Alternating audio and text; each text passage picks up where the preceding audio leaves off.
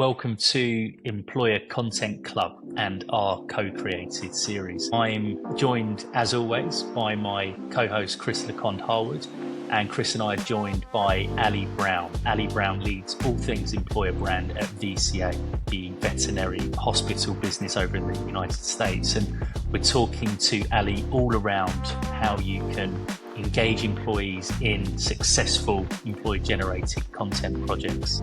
So yeah, let's get into it. Hi, how are you? Good, how are you? Doing great. Thanks for joining us. It's great you could be part of this. Yes, thanks for having me, and so easy to remember your names.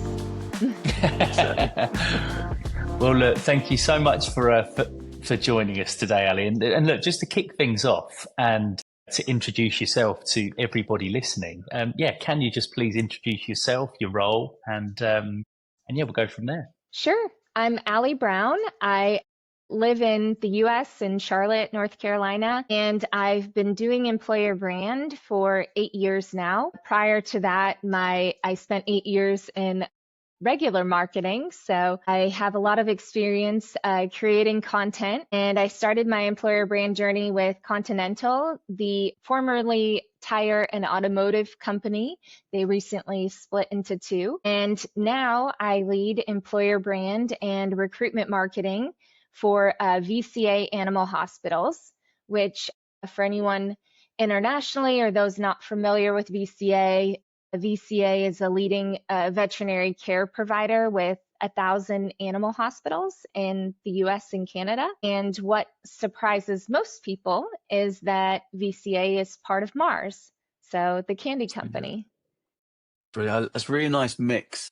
It's a lovely mix of experience that you've had, I think, from tires to I was trying to think of something that rhymed, from tires to terrapins, but it's but that variety is great, especially coming from a marketing background, consumer marketing, background. That's really good.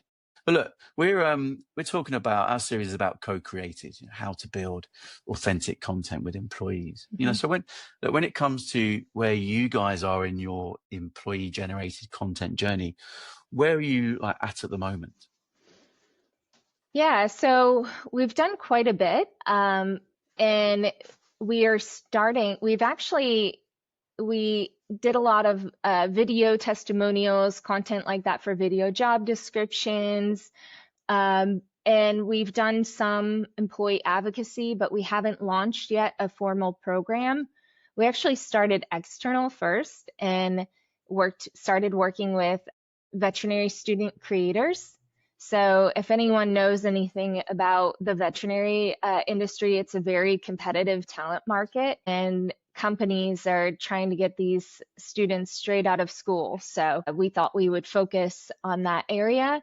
And surprisingly, the content then was great repurposed on our own channels as well. And we amplified it with paid media to also reach experienced talent and the millennial audience as well as Gen Z.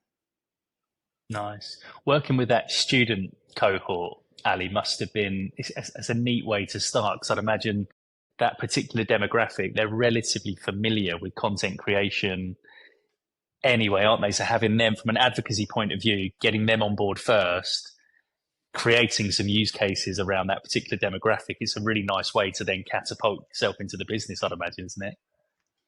Yeah, definitely. So it's funny how much social media has changed. I was just flipping through my Instagram trying to show my kids old photos, and looking back to my earlier posts, it was like every picture had a filter and like the outline, like frames on it.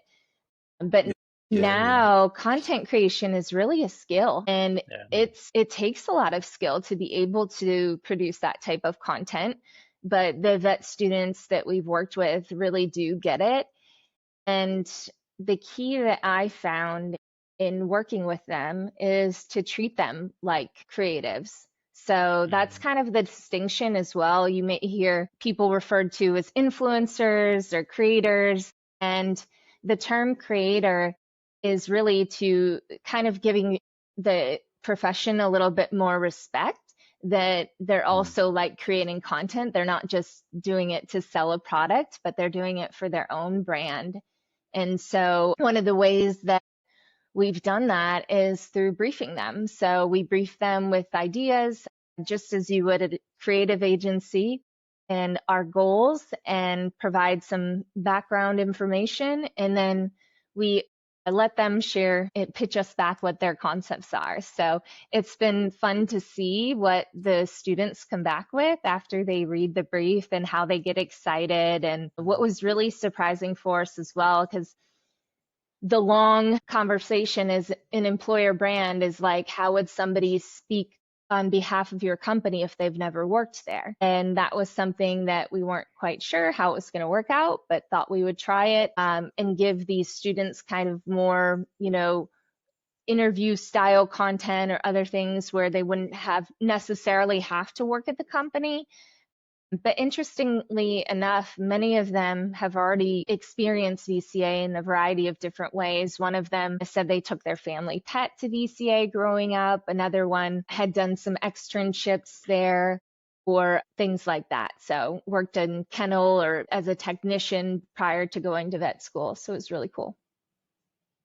And it's really nice, like, our series is called Co-Created, and I think that's very intentional, saying co-created, because when it comes to creators, it can be easy for an organization to go, we want you to say this, but then you forget, you then just bypass the reasons those creators are creators in the first place. So that thing about giving them ideas, giving them a brief, but then giving them the freedom to create something is fantastic. And I like what you've done in terms of, going, well, look, they're not working at the organization, but they have experience of it. But also they're coming from a questioning background that comes from the target audience. That's them. And also co-creation when it comes to working with, with employees as well, so where you're actually giving employees that kind of giving them a role in creating the content. How have you found that in terms of getting like buy-in from employees? Great, you've done the creator stuff, now kind of using employees as well who would have been involved in the creator content. But when it comes to going, can you get involved in creating some content for us? How do you do that? How do you pitch that? How do you get buy-in? Yeah, well, getting buy-in from our associates is the hard part. And it's not because they don't want to, but it's because the time, right? So they're mostly deskless workers and they're seeing pets all day. They have appointments. So in order to take time out of their day to create content, it kind of has to be fit within their schedule. So one of the ways that we've worked around that is through working with their manager and creating that relationship with the hospital managers and then having them kind of facilitate the ask. So that's worked out well. And just in general, I think when approaching our associates, it's best to really make them feel special and let them know, we want to hear from you specifically, and here's why. We heard about all the really amazing things that you're doing, or, your amazing career history, and we want to spotlight that. And typically when you're framing it that way, and you also tell them, hey, look, we're going to make it really easy for you, that it's going to take 5 minutes to record, and, sort of laying out the details and giving some tips so that they feel confident doing it also helps in the upfront ask to show that it's an easier request and a light lift. I remember us talking in our green room chats when we were prepping for this is around those national days that are celebrating certain roles. Mm-hmm. So that in itself must be quite a nice way of making that so much more obvious, which is this is a day of celebration. Yeah, that's another great way to tie it all together. So we recently had National Veterinary Technician Week, and we heard of a story out there of one of the most experienced, I will say, associates who recently celebrated their first birthday at VCA. Yeah. And so we wanted to have this associate share their advice and also reflect on their career journey. So that was one fun story to bring to life. And we use a tool called Vouch to do that, which has made it really simple to help facilitate those requests with the hospital manager, because I can have all the questions ready to go in the tool itself. And so it just guides the associate through answering each question and cuts them up all nice. And then you can have it all edited together in one video format with all the subtitles and everything, which helps. It's a good point, actually. There's a shout out to Vouch. Voucher, has been great there supporting this series, is our co-created series. It's something that Andy Mallinson and the team talk about a lot at Vouch, is this thing about something being frictionless, making it as easy as possible for busy EBers and TA people and also busy employees to actually, for it to be easy for them to get involved in this kind of thing. Yeah, definitely. That was what got me to switch to Vouch, because you don't have to download an app. You just send a link off and it's super easy on the associates to record. It's difficult enough to get buy-in, isn't it? You don't want to then get to the stage where it's like it takes 20 steps to do something and they're like, I haven't got time for this. I'll do it later on. Exactly. And then you might lose them. Yeah. And it needs to be, like you said earlier, Alia, as well, it needs to be easy to use, because I'd imagine, well, and like you've already said, a lot of these veterinary professionals, they're extremely busy and they've got a day job and they've just got so much going on in their lives. And if they're expected to help you on a project like this, you need to give them a piece of kit where they can just get on with it really quickly and easily. So on that note, and if we just look at employee generated content generally, what are you using it for? Is it typically campaign based? Is it an always on approach? Is it a day in the life of type, storytelling, or all of the above, none of the above? What's the general kind of direction that you take EGC in? More all of the above. We recently, just a campaign that we have running now, that's a more, I would say, like polished campaign that we're running digital ads across Google and LinkedIn, Instagram, Facebook, and we used Vouch to capture the audio testimonials in the creative. So we had done a photo shoot at one of our really big hospitals and have all this nice photography and portraits of the associates. And during the day of the photo shoot, it's hard to get the video content as well, because you're so busy running all around. But we followed up then, made relationships with the people at the hospital, and then followed up after the fact and got their audio stories. And so we've layered the audio on top of the visuals and put it into a fun, little animation graphic with some fun music behind it. And so those are running right now as a campaign. And then we've also done one example, one of the talent acquisition leaders came to me, they were having a market that they were struggling to hire technicians in. And so we did a specific video job ad for that market and then ran that across social media targeting that area and that talent type. So, you can do it role specific or across everywhere, or just in, creating content to highlight associates and spotlight your employees on social media. So really all the above. And of course too on your website as well. So many use cases for this type of content. Brilliant. Really nice. Yeah. It's great to hear about this, because you've got there's that being able to be agile and quickly respond to something. Actually, that is what life is. As much as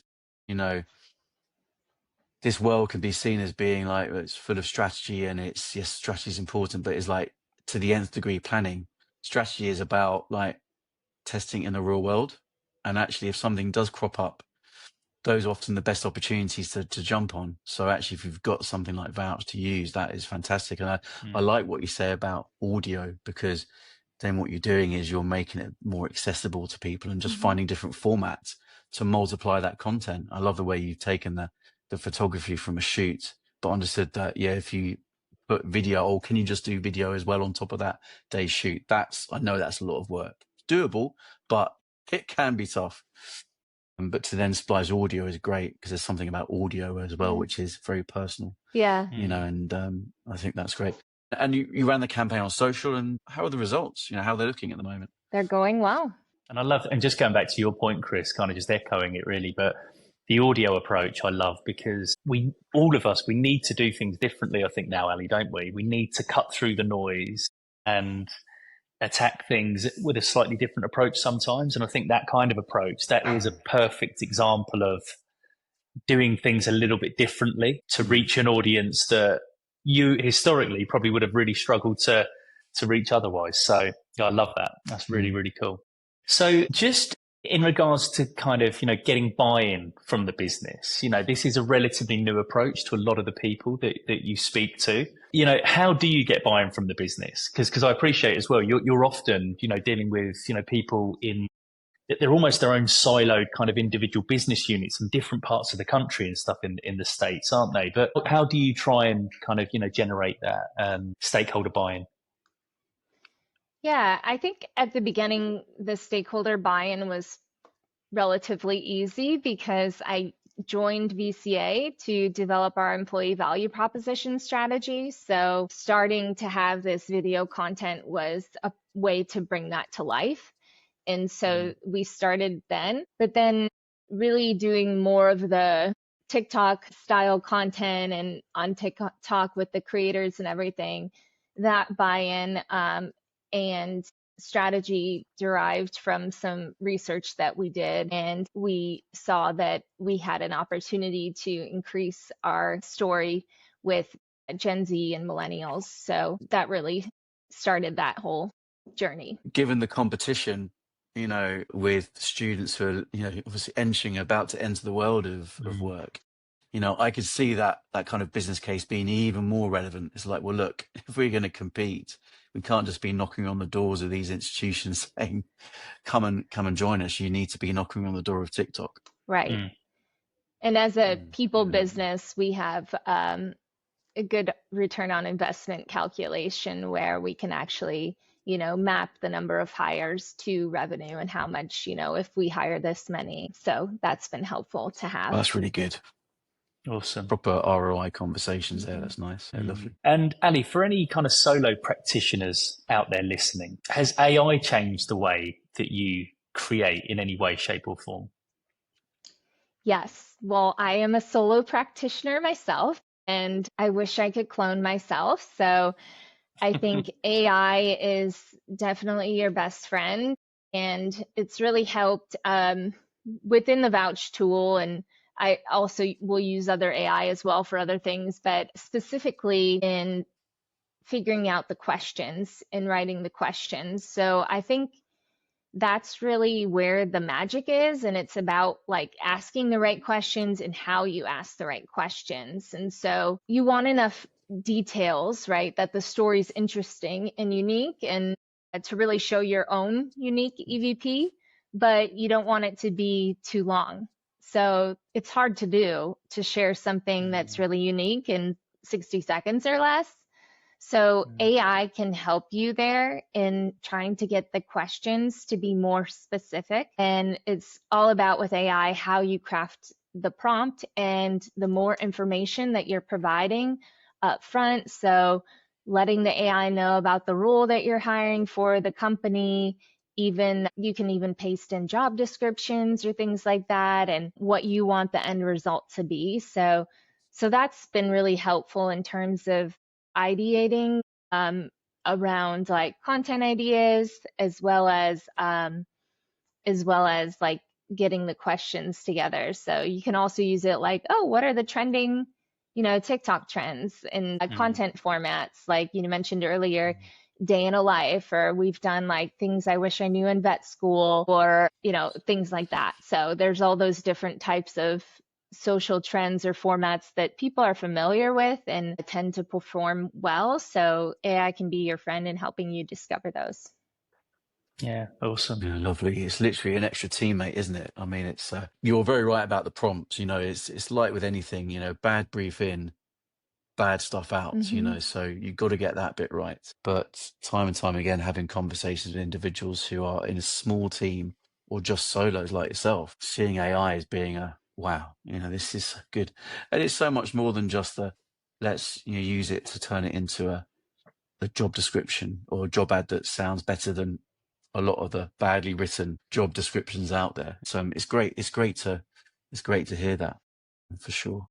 Yeah, I think, the human element is always going to be there, right? And if AI writes a story, it's going to sound fake and made up.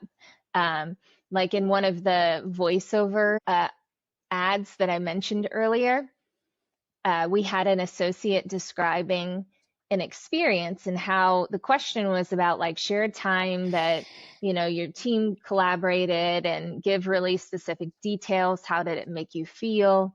And he shared this situation where they had some cats come in after a house fire, and he described it as that he felt like the Megazord on Power Rangers and that they were all working together as a team, and just like gave the most unique description. And so that's something that AI can't write. You still need that human to be there, bring their selves forward and share their personal feelings, but it can help you unlock that and discover it. Well, Ali, it's been great chat. I really appreciate the time. Let's just finish off by those classic takeaways. We've touched on some of these already, but what are like the 2 or 3 pieces of advice you'd give to somebody who is like in those early days of employee generated content? Yeah, so I think the first thing is to treat your employees like creators. So give them a creative brief and ideas and let them bring it to life in their own unique way. And then second, really make them feel special. So it is recognition to be asked to create this type of content for your company. And so when you ask them, make sure to highlight why you're asking them, whether it's about an amazing project they did or something in their personal life or even their career history. So you can really make them feel special when you make the ask by copying their manager, highlighting those things. And then lastly, I would say make sure to get the questions right and use AI as your friend to do that. And one thing that I do as well is I have like my own library of questions. And that way too, like if you're ever in a situation where something comes up, for example, we went to some big trade show events where some of our associates attend. And so we had our light ring and tripod ready to go if an associate stopped by our booth and was willing to answer a few questions on camera. So having those questions ready is always really helpful. Yeah, I love that. Yeah, lovely. And your point around leveraging AI is a really good one, Ali, because I suppose even for the ideation process and generating new ideas, AI is a great tool for that, isn't it? Because it can sometimes be difficult on top of all of the other work that needs to be done. Thinking about new ideas for content creation is a job in its own right, isn't it? So do you often use AI for that ideation process?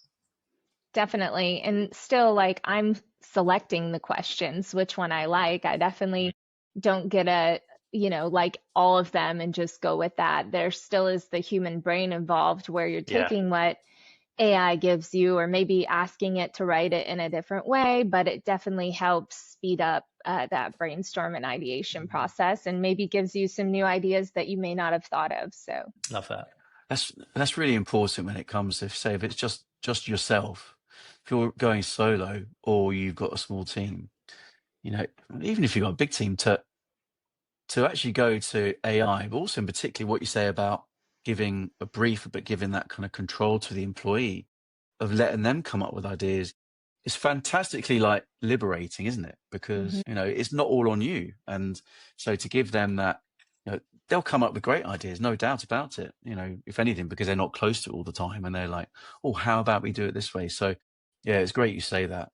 Anyone who's interested in the AI conversation, that would be a whole episode in its own right. So we will have some extra bonus content around that. So anyone who's listening or watching, make sure you pop to the link somewhere near this episode and sign up, because we're going to be dropping some conversations around AI as well. So Ali, appreciate it. It's really been really great chatting with you, and it's been great that you've the dogs have got involved. It seems right that they did do so. Thanks so much, Yes. Ali. Love the conversation. Thank you for having me. Thanks, Ali. Take care.